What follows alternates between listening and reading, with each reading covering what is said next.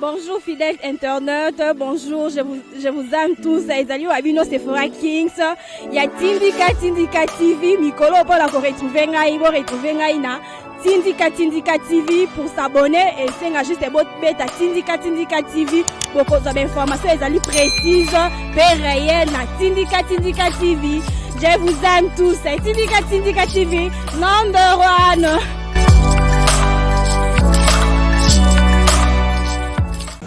Nalobela qui va très bien. Satellite wana ezalaki satellite ya barisien. Babanda ko travailler à connivence na Kagame na Museveni. Il passe viva. Boye bisanga satellite ezalaki déjà depuis 1998. Oyo bati yango likolo bakanga ngo bulote. Il passe viva. Mokolo kabarangere mususu bandeko nanga bazolo bakaya satellite ko yango boko. Yango nazolo bake les enjeux politiques. Ce qui est ça yote kanga munoko na. Obera be information c'est le topic Congo. Batope bakoyoka. Mais ce qui te continue na calcul politique et face à la politicien à l'otati. Il peut se vivre. Et là kowane koi ezata ke koi yango moko. Et là kowane salini les Américains ba piéger. Félix a un service américain, service de renseignement américain, na Mossad. Les gens ne comprennent pas. Tant que les Américains vont dire que non, moto est signé un partenariat. Il faut soutenir. Parce que Félix a plus loin, accueilli à même gouvernement congolais, accueilli pour s'allier au gouvernement américain.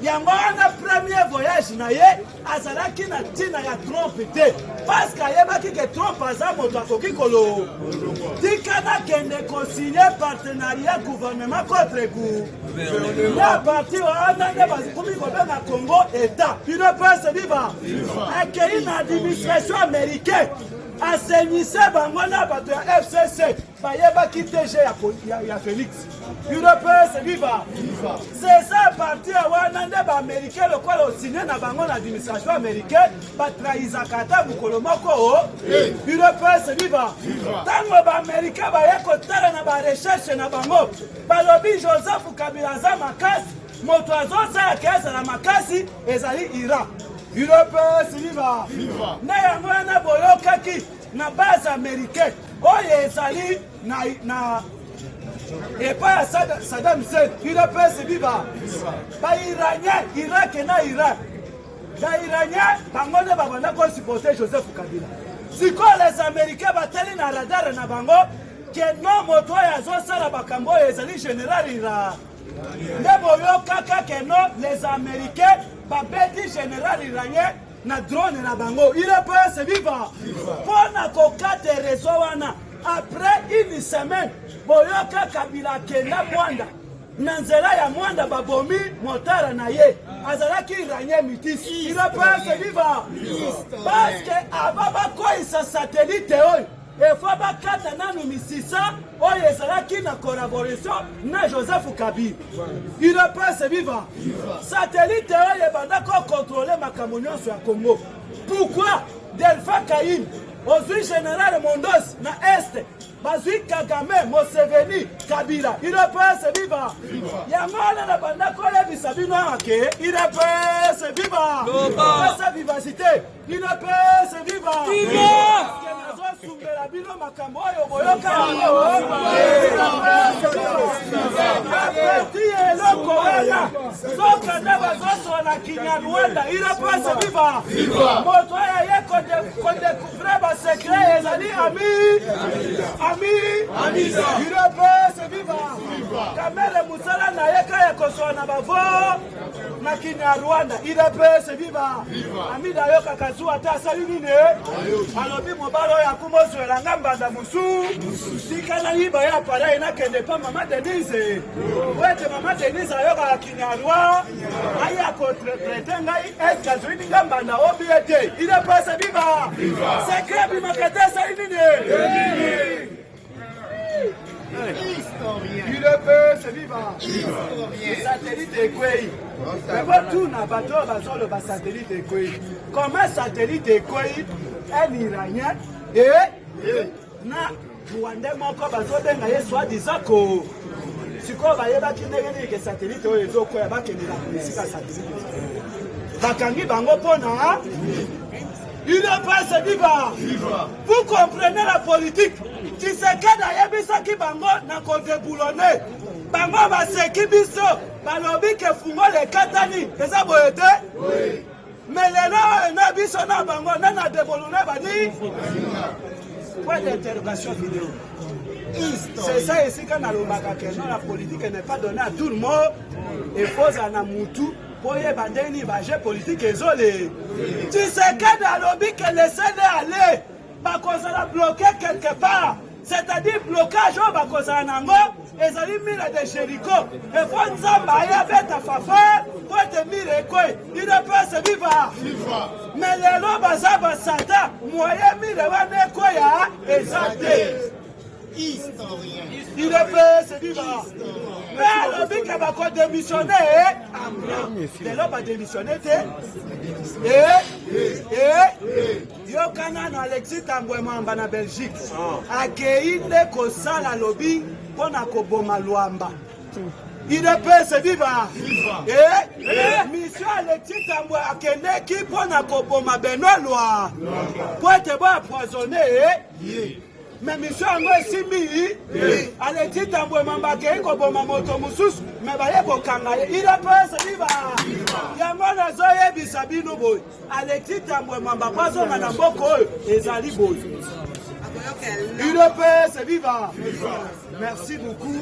Ma diaspora, oyebi historien de l'UDPS.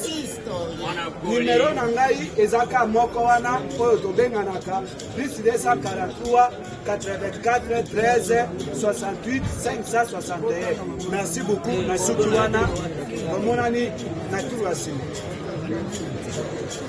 UDPS viva. Viva. Yaya ozana se tombola slogan. Dans un parlement debout, tout le bakango mettre plus beau. Oui. Doyen slogan. UDPS viva. Viva. UDPS viva. Viva. UDPS viva. Viva. Viva. Viva.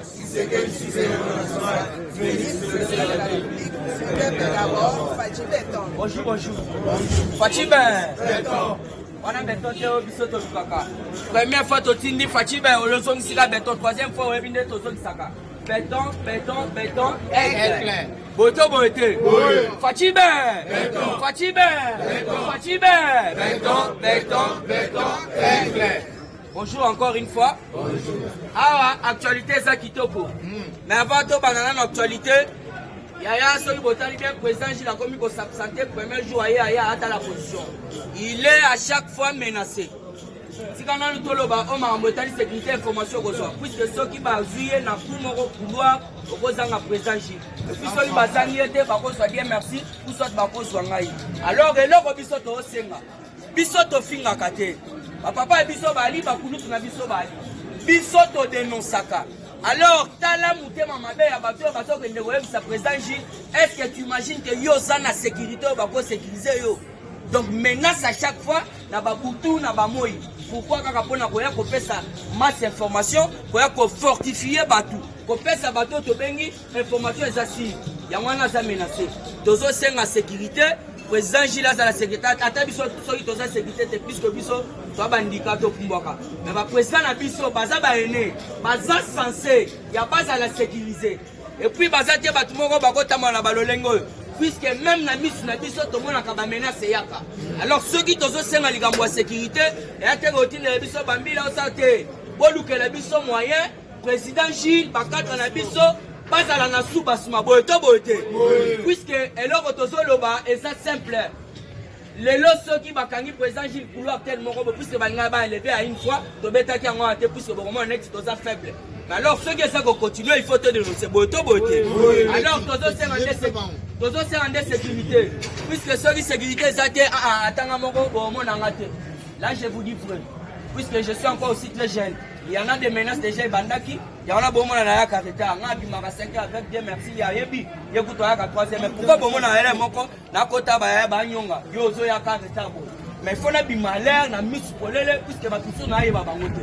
Alors yaya sécurité soko ezate ozanga nga petit na ifolo basiko na mkuso to fanda puisque nazo yebisa yo bato yo yo surtout bazokende ebele bazokangama bazana esengo te tala eloko neti ya papa titolo kaningiri lelo nga na yoki akeye moko kosengo to bengi liberté na ye babimisa ye akendeli aye kwanza basome liko mais biso nde awa président na pasagili babandaki koloba deja wakeno botika mbongo bayibi bakokanga mutu ayibi kodeneso wana ndangwana omonaki bakangaki alors soki toza kocontinue koloba mabe bango bazosepela te bango bazomona neti biso tozali kobimisa bango na poisa alors il faut baéliminer biso yaya soki bazangi président Gilles bakozwa ata pasteur Gili soki bazangi pasteur Gili bakozwa ata bien merci alors tozosenga sécurité mwa soubasement eyateke tozosenga boyeboye te tozosenga nde sécurité toyeba peke non toza bakadre toza bato moko boye na kati ya mboka oyo puisque toza presque oyo monde mobimba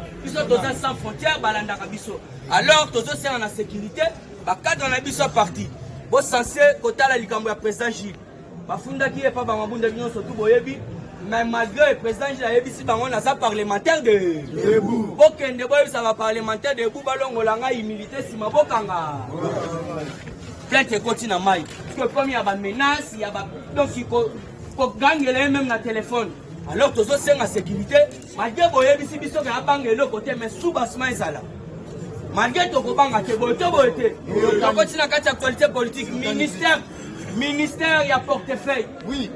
Fachibe balobaki trop soko talaki bien la facha nomaki ba Albert Yuma ceci c'est là ote tala banome bango bakotina na vigueur te bo ceci c'est là ministre à portefeuille mais tala lobby ba nouveau mandataire o Fachi Beton anomaki lobby basalaki en face na ministre à portefeuille Kalate, il faut voir dans boulot puisque le but de comprendre que le ministère et portefeuille fait signer un contrat de bonne gouvernance à tous les mandataires publics actifs nouvellement nommés. Donc, bateau Fatia Nomaki. Alors, cette fois-ci, ça a la capacité, il y a Koko Tasiko, au Sala Moussala na Bango. Alors, il faut bien comprendre que non, bateau Anagnon surtout, il y a FCSO, bateau Anagnon surtout, il y a la Mouka. On va vendre au monde Fatia, ça a pouvoir de Ngongango. Yo robet la biso en plein. Il y a Otto Bengi Martin Foyle. Est-ce qu'on plein ya Otto Bengi avec Moukouna? Au comparé à Ngo. Avec Moukouna petit plein. Quand il y a ça dans l'acteur politique, il y a la partie politique. Parce que yo za leader yaya. Tala bien il n'y a qu'au Congo. Au Bakena Yamba Otto Bengi acteur politique. Yango no moni Maurice Kanto. Message na ye circula déjà banda kala. Na moni ba répéter ngo na ba réseaux sociaux. Et ça akala. Maurice Kanto lobby bakosala opposition soki moninga gouvernance na ye eza kitoko te mais soki moninga gouvernance na ye eza kitoko maye bosala opposition eza te mais chose grave na République démocratique du Congo mutaza wana pas même 2 ans ba makambo aza na kati ya kosala ezokolakisa ete aza na bonne gouvernance. Souvenez-vous Mike Pompeo ayebisaki Fachi ayebisaki face du monde que non muto élection na ye ya Otto Bengi Union africaine eza kolakisa ete aza na ambition azana idée, azana volonté, il y a qu'à changer Congo. Alors il faut comprendre, les lobes groupement politique nous surtout. Bazala qui sima, il y a la mouka. Il faut là comprendre comment il y a. T'as la bien presse penga changer langage. Alors il faut comprendre la politique on fait ça nango. Batouana nous surtout l'ingomba ya FCC, il y a la mouka. Va comprendre que nous devons soutenir Fachi. Il y a un moni Jean-Pierre Mbemba, malgré le président Gilles ça va bisoto zoyer avec réserve. Alors moi, officiellement, président patient attendait un message clair de Otto Bengi Jean-Pierre Mbemba salaki yango. Alors absence na na Otto Bengi na aéroport ndé créa ki mobulu.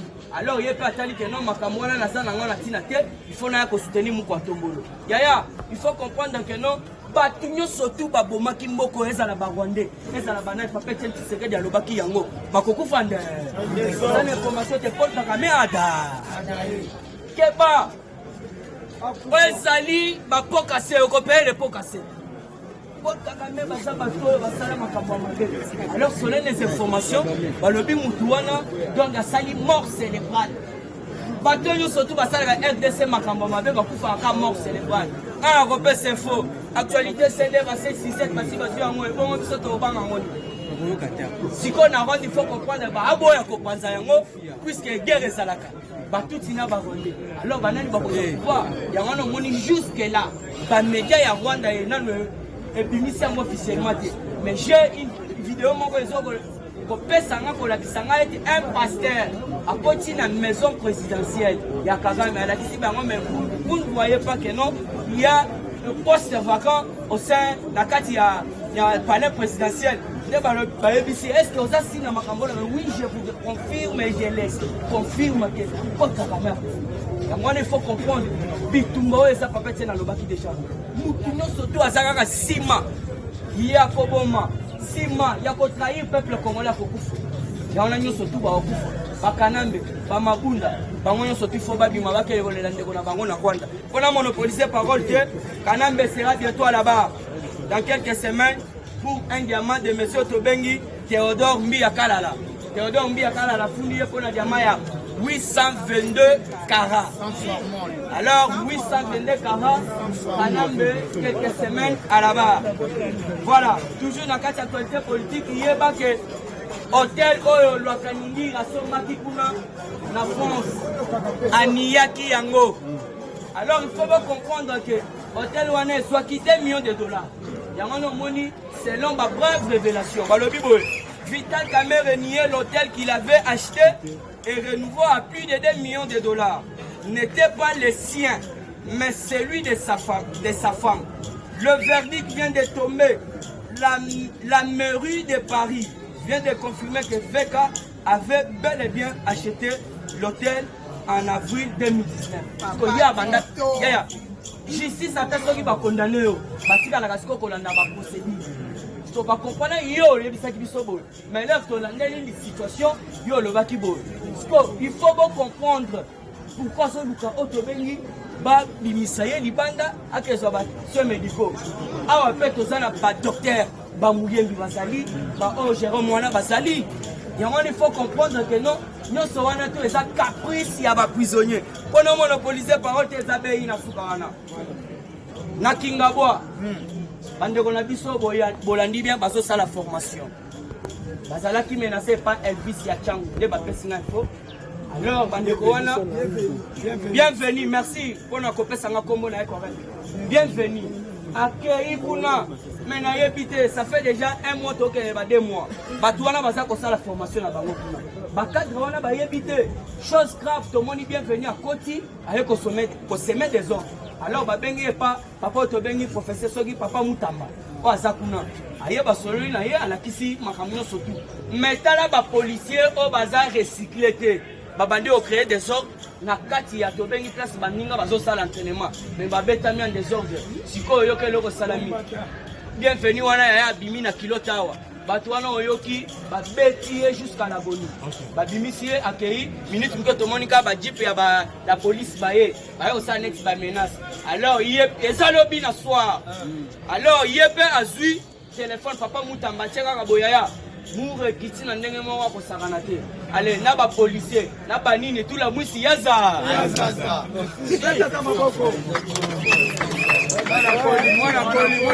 Ok, mes chers amis, Boyoka, Balabi, tu as une invitation.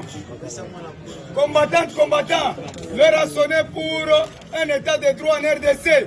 Avec l'envoyé de Dieu, Félix Antoine Tshisekedi Tshilombo Mukwantombolo Mohamai, comme président de la République démocratique du Congo et chef de l'État, ainsi que la section de Ngiringiri, UDPS Bar Tshisekedi, vous invite à prendre part à la matinée politique qu'elle organise ce dimanche 30 août 2020 à 12h sur terrain Bondo à Ngiringiri, sous le thème l'état des droits et la démocratie, le socle du développement d'une nation ou d'un peuple, laquelle sera animée par son secrétaire général Augustin Kabouya Mwanabouté.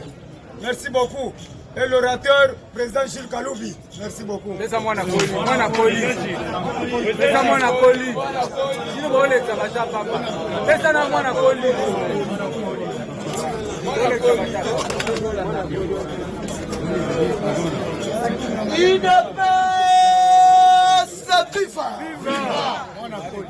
Parti au pouvoir. FIFA. Viva. Fachi. Béton. FIFA. Viva. Viva. Viva.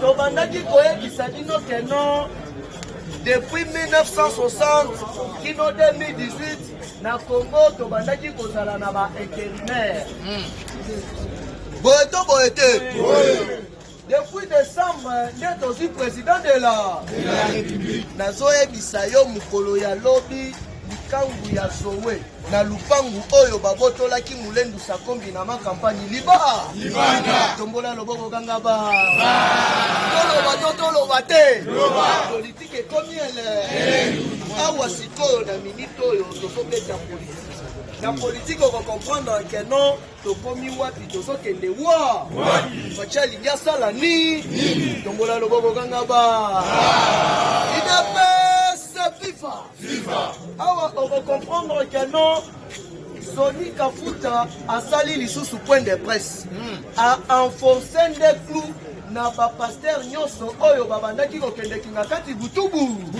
idps fifa liste na bango ezali a ok pas du cap na nga kuna okobenda ngo idps fifa awa sikoyo koyoka communiqué de la presse mokolo ya vendredi nde actuel secrétaire ya finance azwaki instruction epai ya chef de l'état mpona kosala audit na babanke nyonso ya république démocratique du Congo. Pas seulement babanke mais baidentifie bapropriétaire ya babanke wana idps fifa parce que sur 100% ya babanke ya RDC nazoyebisa yo 90% eza ya famille Kabila idps fifa alors que pour osa la banque, il faut osa la dimoué multimillionnaire.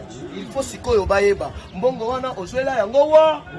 Ozana ba partenaire ni.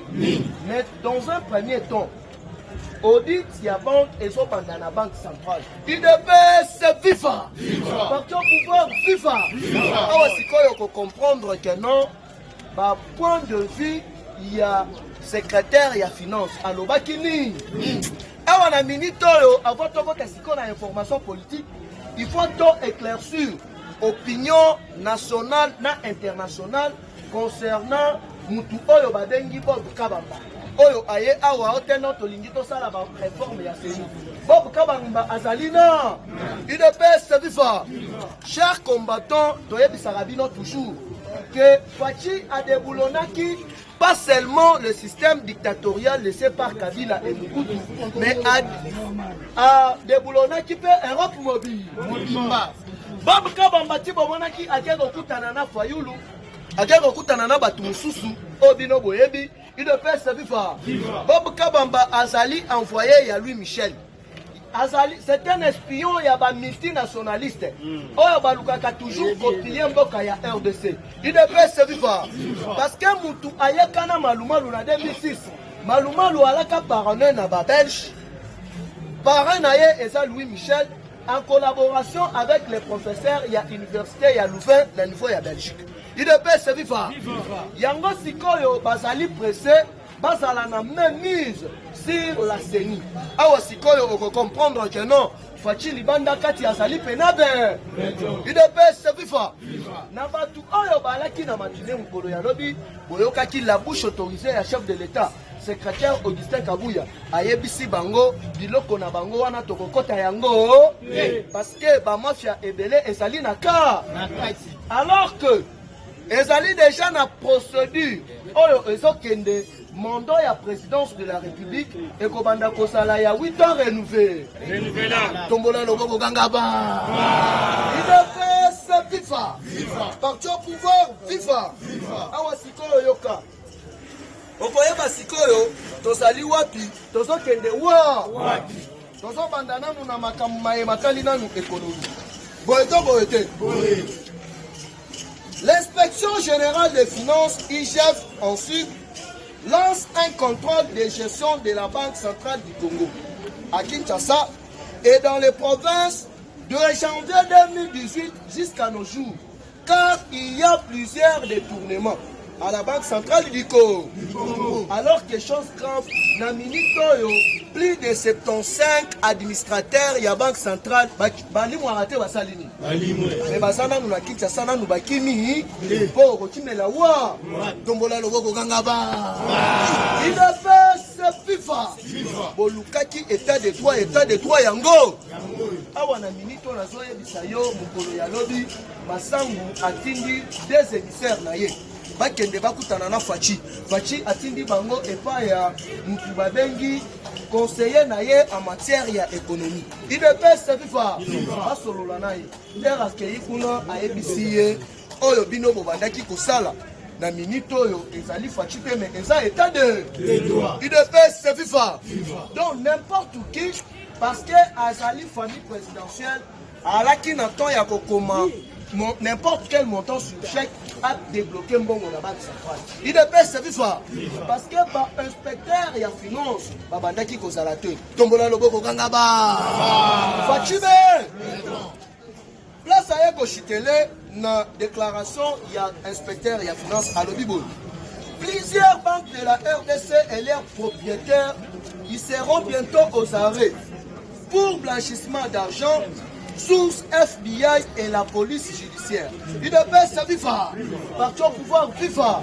Ceux qui osent Access Bank, Finca, osent Robank, à ta banque Moroko Touté et Foutaka taxi aller. Il ne peut se vivre. Mais Oyo Moka ya Lolengeni. Yango wana ba investisseur Oyo Basoya. Basoya na ba propre banque na bango Oyo bakobomba misolo na bango. Parce que nos banques et ça, de plupart, dans mafieux, de plupart, dans escrocs, pour le babadaki qui travailler au détournement, il y a Hippolyte Kanambe Kazeme. Il ne peut se vivre. Awasiko Yoka. Tozaka na makambuya état de droit. Zoé Kabila depuis de la maison de Sakombi à ma campagne. La justice fera son travail.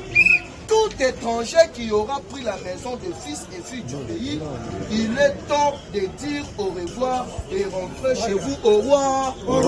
Il ne peut se vivre. Message clair, il y a Pascal évêque Moukouna. Allo Biboy. Évêque Pascal Moukouna, déterminé d'aller en justice contre Kabila. Alors, Kabila pour intimider un gars, Moukouna.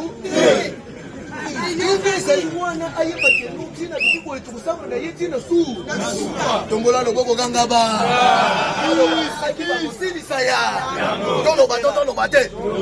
awa sikoyo na point de presse ya Kafuta atangi ba pasteur ni okoyoka batu mususu awa oyo kuto s'imaginer même pas ezanga ite ezaye. Il ne peut se vivre. Donc, vous voyez la mission intimidation. Vous voyez, Bissarabino qui est notre parlementaire de Boubo. Donc, pour Kanganga, il faut Olongolanga et militaire parlementaire. Si on peut Olongolanga et militaire parlementaire, il faut comme la présidente Nabiso, il y a Sénat, Fachi comme la président de l'Assemblée nationale, il y a Jean-Marc Kabou, Augustin Kabou. On a Balongolinga et militaire et puis au Kanganga. Est-ce que Balongolanga est militaire? Tombola Loboko Kangaba. Tokotanga bango na lombango. Tozali na Patrice. Tozali na Mama Olanyi. Tozali na Léopold Muto.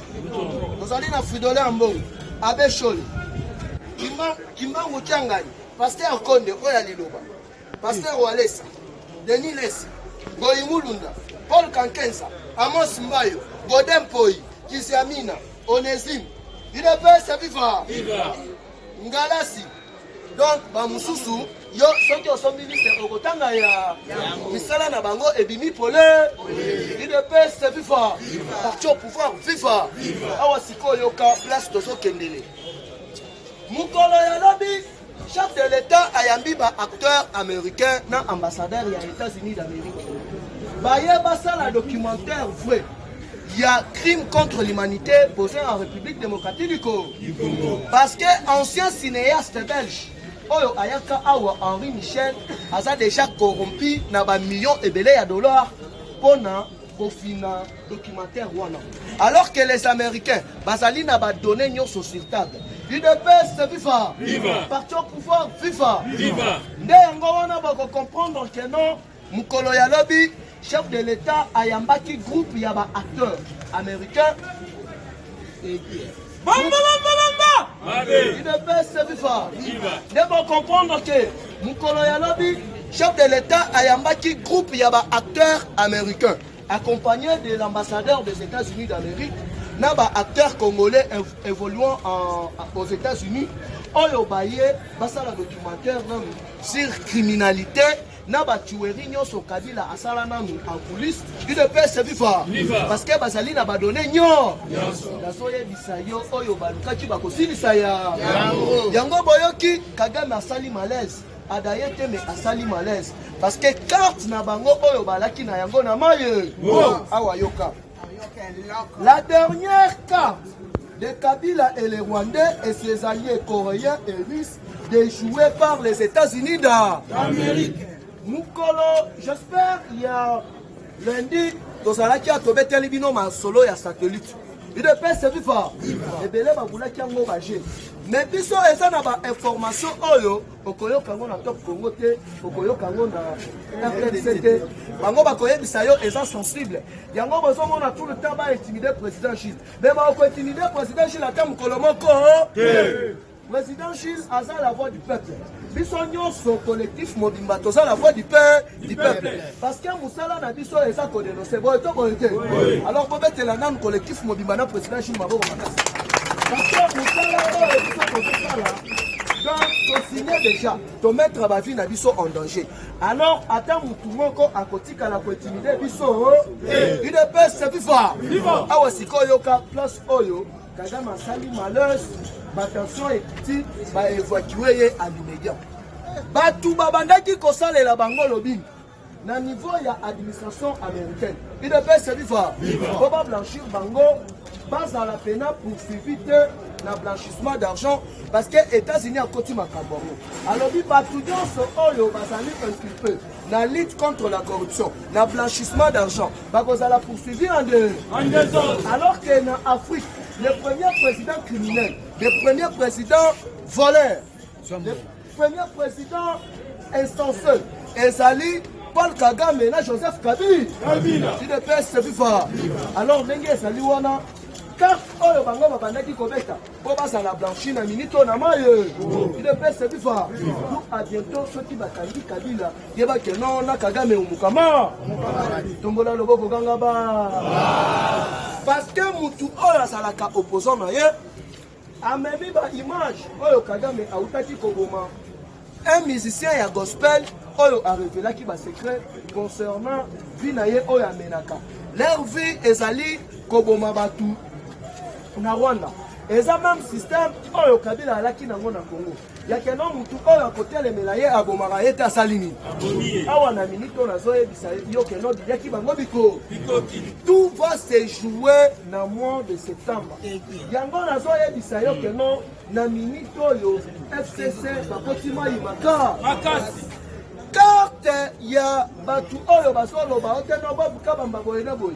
Ambassadeur ya États-Unis d'Amérique abengi Ndebe, abengi Fachi, abengi Katumbi.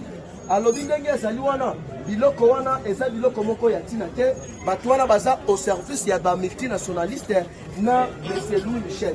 Biso tokosala ba vraie réforme. Yango boyoki andi memba habité.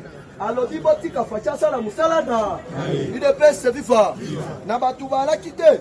Toyeli bino lisusu point de presse, il y a Jean-Pierre Mbé, place de Rochitele pour ne pas monopoliser la parole, tout ce qui est la baninga mususu. Jean-Pierre Mbé m'a un point de presse.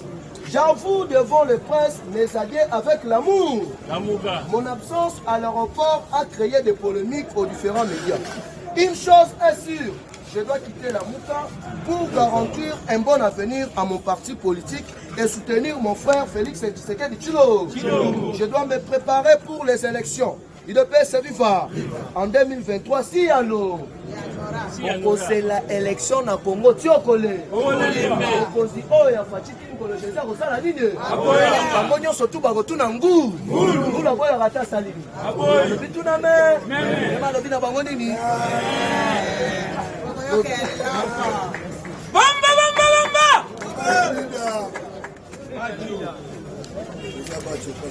Passo la tole.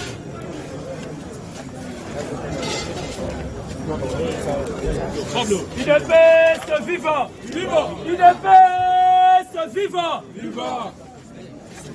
Toujours les canaux d'information, parce que RDG Poussani, lobby total qui na matinée politique, na Augustin Kabouya, mon aboute, exemple à mon conduit au Lobaka, avec qui c'était le Mamboleka, il n'a pas soumalé ça, alors il m'a cambouyé forum, où il a se tenir pour na Boyebi, na centre Nganda. Alors, problème est Ali Boye, toujours qu'il a moussé. Bande qu'on a vu son wana, bazalaki, intoxiqué, diabolisaki bango. Soki olingi osala forum. Est-ce que forum wana aujourd'hui on a comme UDPS. Oyo professeur Nabiso asalaki Kabamba Bob asali boye abengi secrétaire général. On a solo na bande ko na biso ba député déjà bandimi. Abengi ba député na solo lina nde ko na biso secrétaire général andimi. Ake abengi ba de mususu au président de la République ayebi. Secrétaire général na président AI baké ba moni mokonza mboka po ba yebi c'est que comment forum se tenir biso to yebi mokonza mboka lobi o mengapi ba yebi singa que non secrétaire général a pesi accord vous comprenez est-ce que vous comprenez que amemi bango na ba gé aboye ndé mokonza mboka lobi voilà les professeurs que vous appelez les professeurs aye koko sangai a rouler na bino alors la minute au forum wana ezali pour aller comprendre la bataille, Moutouana Azali Moutua Louis Michel. Azali Moutua Louis Michel, ou Ayaki Pati Mota Kota Nesor, dans la partie à UDPS. Déjà de Timbelier. Dossier Kassoumbalé, c'est Azali que Batou Oyo, Bamensana déjà na Bilanga na Bango Koyiba, pour que l'État soit bon moté.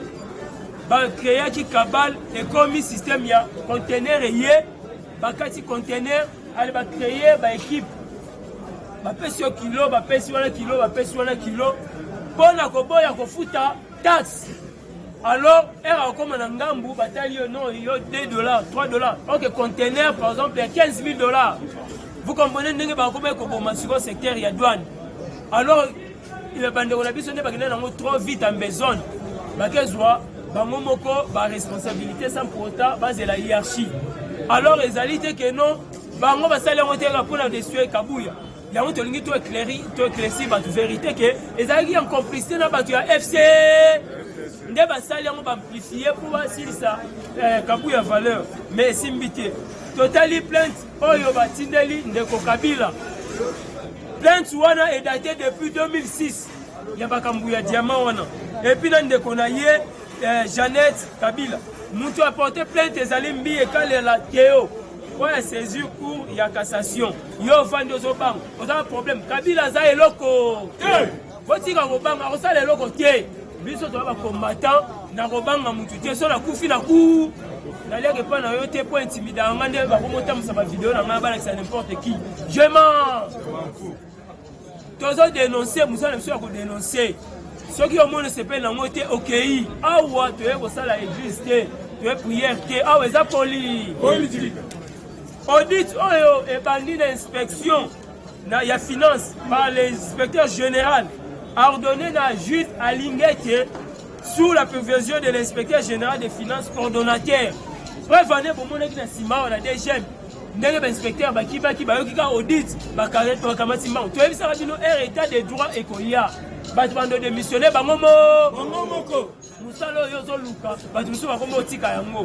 alors pour nous okendeli susu tomoni général Chibangu azalaki a quitté la justice militaire au Boyebi général Chibangu qui avait beaucoup travaillé à Télémélaga 3e mandat azali déjà rétabli là-bas droit na ye tozo la nomination à mokonzi ya mbo OK amatisaye na mwende na po asa musala et puis service national Nabiso et reproduire 500 000 tonnes de maïs. Oyo déjà bazo pesa yango na Mbujimai et comme il a dit la Kananga prochainement comme un Kamina Pile Bumbashi. Ndenge to la kai bato eza année sociale bato ba reliande. Biloko ya mwana comme bima bientôt peso comme un service na Kinshasa biso to sepela. Pétition lancée pour l'expulsion de Vincent Karega. Vincent Karega, Oya Azali, ambassadeur Nabiso Azali Awa, un diplomate rwandais, Baza Kinshasa, autrefois expulsé en Afrique du Sud. Pas bien en Afrique du Sud. Parce qu'Azali élément très dangereux. Alors, Ayaki Awa, Azali sous l'implication, il y a plusieurs dossiers d'assassinat. Sensibiliser Batunabino Nyos. Oyo, Bazali Awa, pour que Basa Nini Bake. Va comprendre ce état de droit comme Yango Mouni Bando Bounisamo Namboka. Azwa pouvoir tie mingia wa bazali ba soyez compte bango mais bazali ba tuti bazali ba rwandais bazali ba burundais et na lo bango sans connaissance de cause ça yebi comment yo telemela kaka papa Tshisekedi Félix Azubokon okomo telemela sous Félix Tshisekedi oza bo paya oza étranger yango lelo Zoé Kabila oyo tono mona po Nzambe ezali famille Kabila